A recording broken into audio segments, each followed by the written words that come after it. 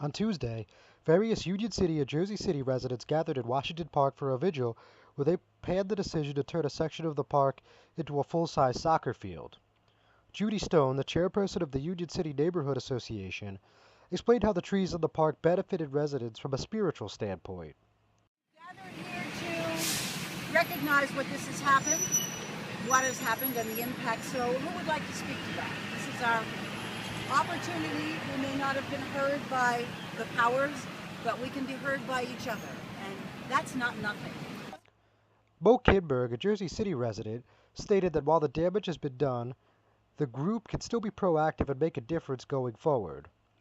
Now we should move on, and we know that part of this plan is that more trees are supposed to be planted in the park, so we need to make sure that that happens.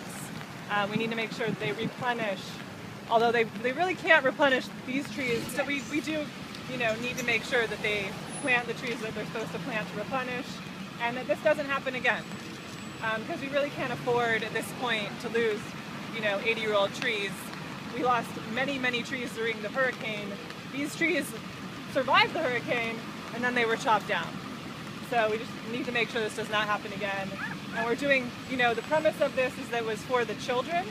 And, while I think a football field will definitely, be good for children, I also think that having nature and open space and trees is extremely good for children as well. And we need to take that into consideration.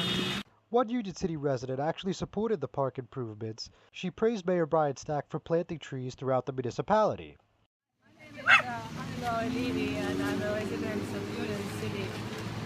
Our mayor does love trees, and we can't always tell, that he's doing all bad things. He is planting a lot of trees around Union City, and he has really improved the neighborhoods around, especially this part of Union City.